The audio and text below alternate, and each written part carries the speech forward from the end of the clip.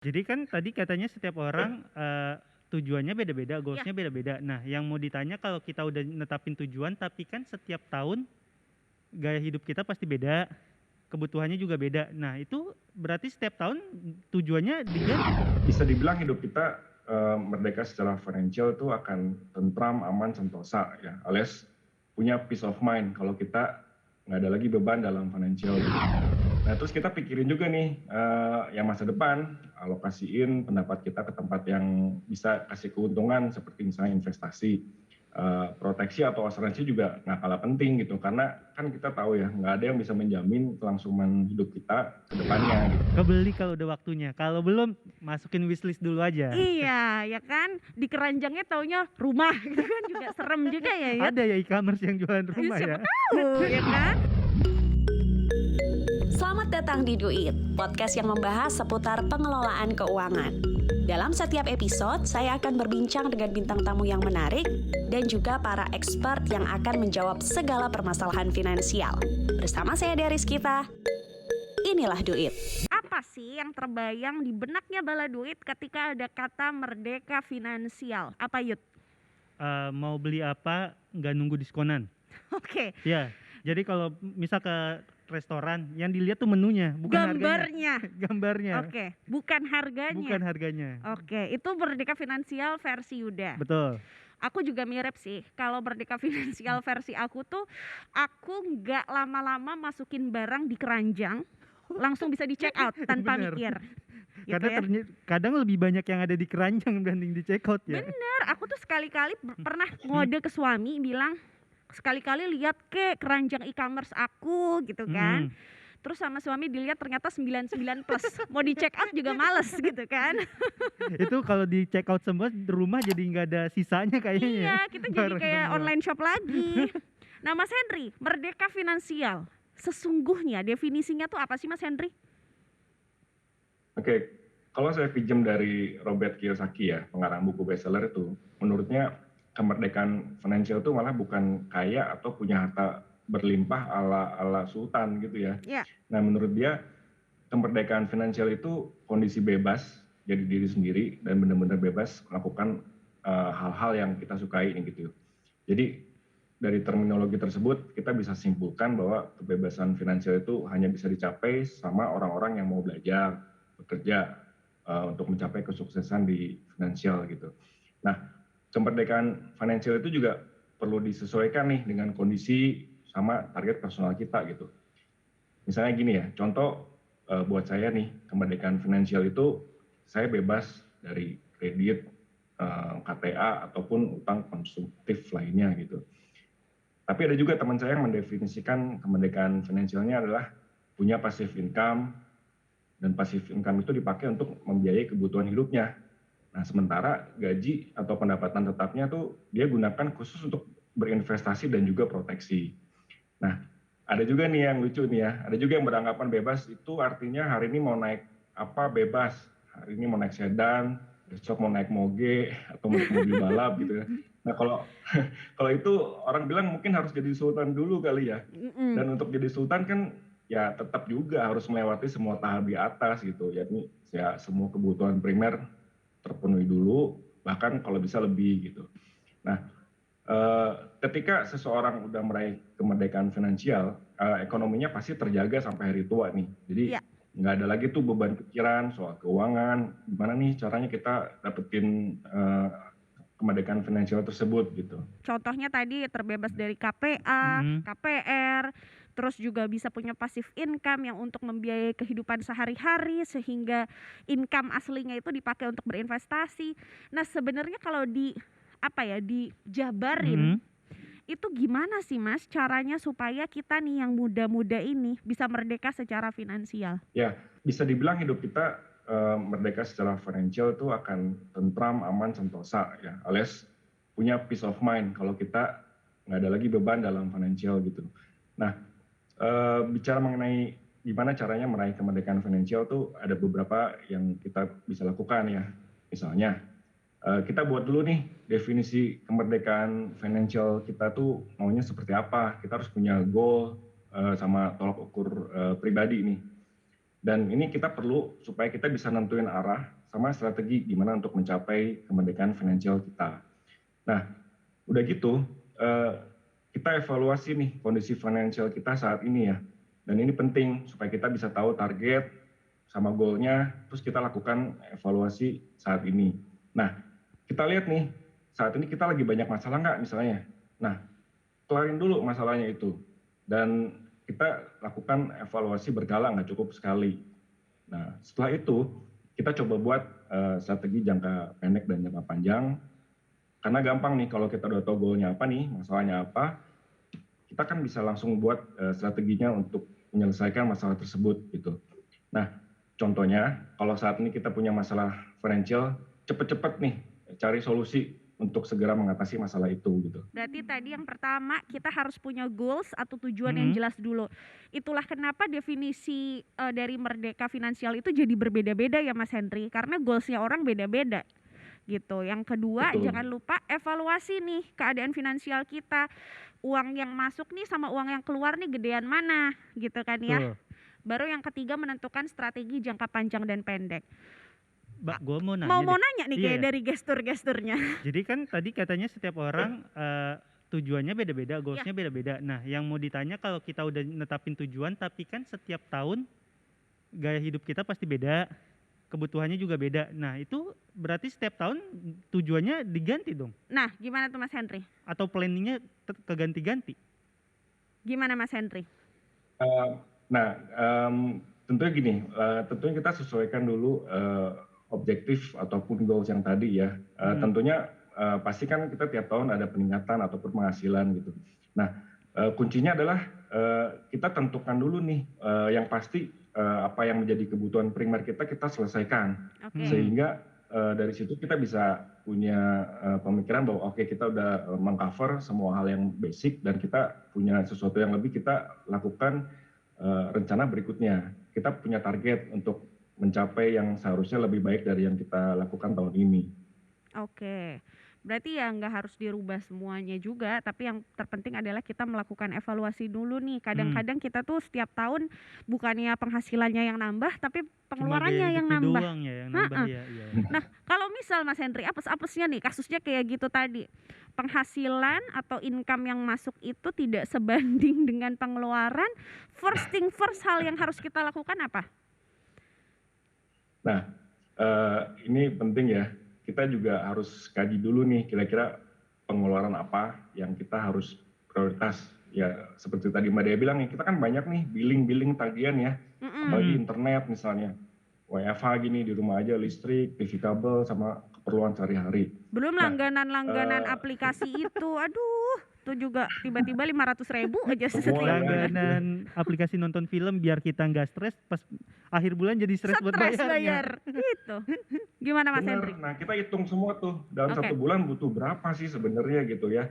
Nah, terus atur nih, ada nggak pengeluaran tambahan yang lain. Nah, apa sih pengeluaran tambahan lain? Kan gini, kadang-kadang kita udah kerja keras ya, kita udah melakukan yang terbaik, kita juga butuh hiburan untuk menikmati hasil kerja keras kita gitu. Itu sah-sah aja, tapi ingat jangan berlebihan gitu. Seperti mungkin gampang gini ya, biarlah itu jadi wishlist dulu gitu ya. Jangan check out tiap kali ada flash sale gitu ya. Karena kadang-kadang itu hanya impulsif atau lapar mata aja gitu. Nah, terus kita pikirin juga nih yang masa depan, alokasiin pendapat kita ke tempat yang bisa kasih keuntungan seperti misalnya investasi, proteksi atau asuransi juga nggak kalah penting gitu, karena kan kita tahu ya nggak ada yang bisa menjamin kelangsungan hidup kita ke depannya gitu. Jadi butuh banget itu perencanaan yang matang. Yes, aku sih sempet ya ada di posisi di mana waktu ngebedah kesehatan finansialku tuh aku ngerasa kayak ditampar berkali-kali gitu Yud. Karena sebenarnya malu ngebuka pengeluaran semua tuh apa aja, karena kebanyakan yang nggak penting sebenarnya. Gitu. Jadi coba deh Yuda habis ini silahkan coba kira-kira ngelis setiap bulan itu uang keluar apa aja, termasuk uang jajan kayak kopi-kopian, termasuk uang kayak aplikasi kayak game-game dan segala macam. Sumpah rasanya tertampar.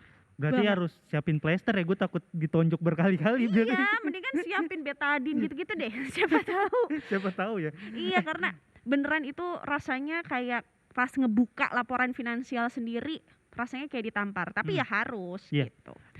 Kak Dia, gue mau tanya lagi deh. Tadi kan sempat bilang di wishlist dulu aja, jangan langsung di check out. Nah, kapan buat check outnya tuh gimana? Soalnya kesannya kalau taruh wishlist terus kita nggak ngasih reward ke kita dong.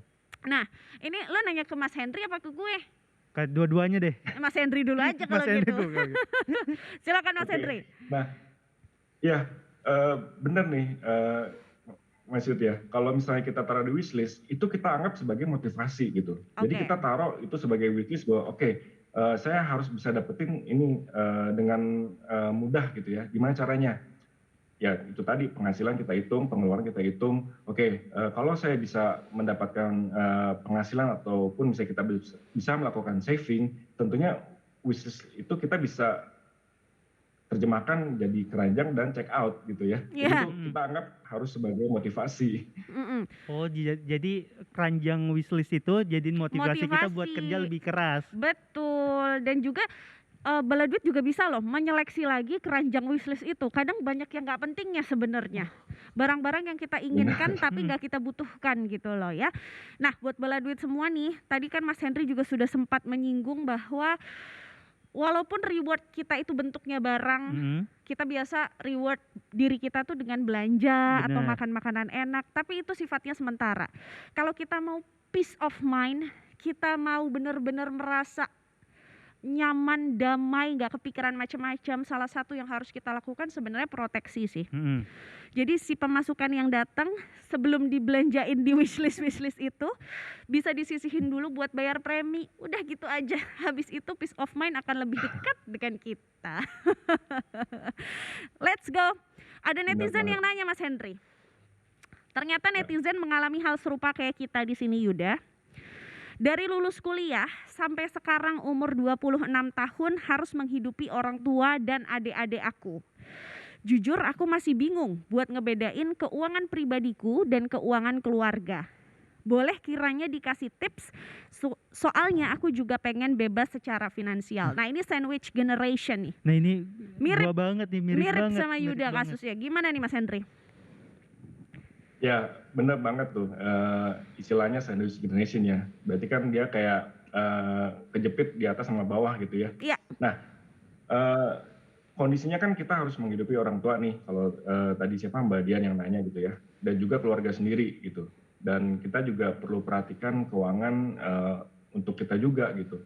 Nah kita harus sama-sama nih memotong mata rantai sandwich generation ini. Nah mungkin kondisi ini saat itu tidak bisa dihindari oleh Mbak Dian ini ya. Namun kedepannya ataupun nanti anaknya nanti jangan sampai mengalami kondisi sulit gitu.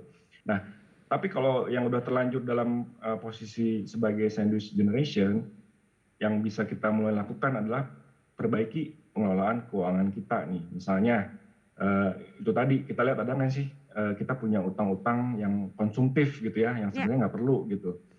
Nah kalau kita punya utang seperti itu kan kita bisa membuat nanti ada tanggungan-tanggungan yang memberatkan gitu ya bagi orang tua ataupun anak gitu. Sementara ada kebutuhan yang juga harus dia penuhi gitu. Terus juga perlu diingat sandwich generation ini bukan melarang anak memberikan sebagian rezekinya buat orang tua.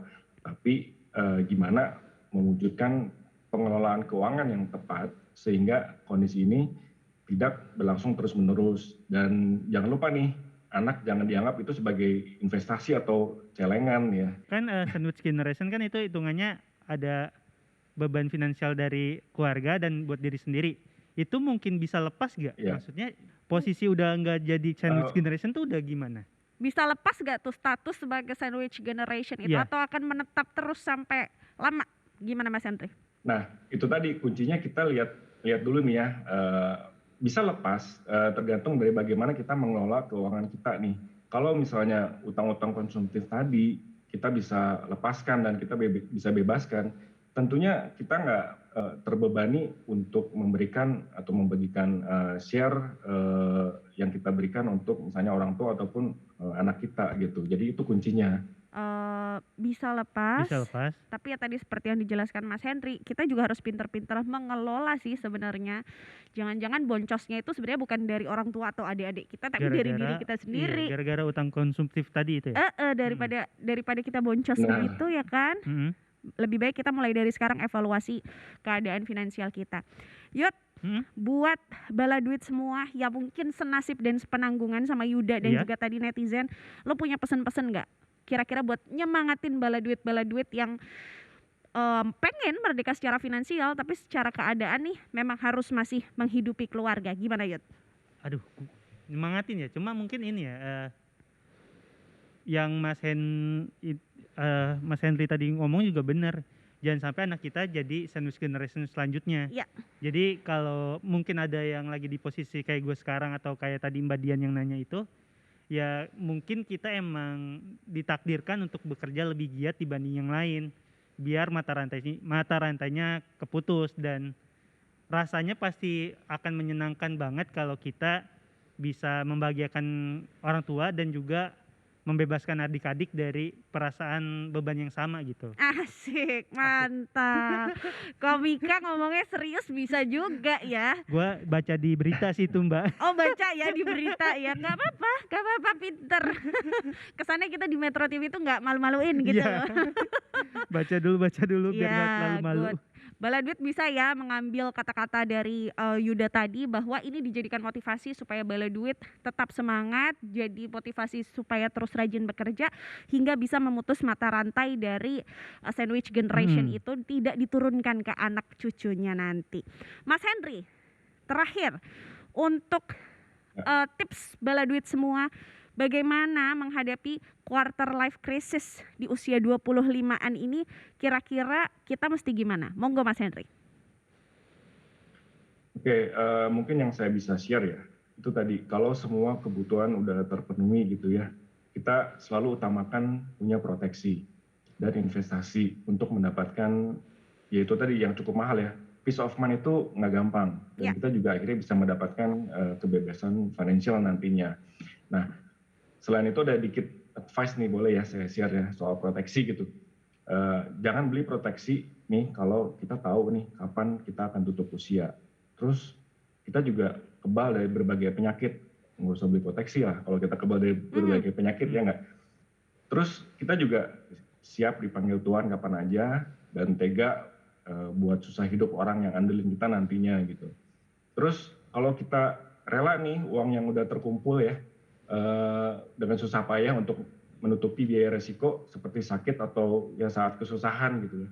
Terus ya kita juga jangan beli proteksi kalau kita punya teman atau saudara yang mau dipinjemin uang saat susah. Nah jadi jangan ragu lagi untuk mulai lakukan perencanaan hidup sesegera mungkin. Jadi kita dengan yakin nih kita beli proteksi. Kira-kira seperti itu. Thank you Mas Henry. Nah buat bala duit, kadang kita suka mikirnya tuh jauh banget. 25 tahun itu harus punya ini, punya itu, punya rumah, punya mobil, gaji sekian. Tapi yang terpenting adalah mau di usia berapapun, setidaknya kita mengusahakan kita punya peace of mind.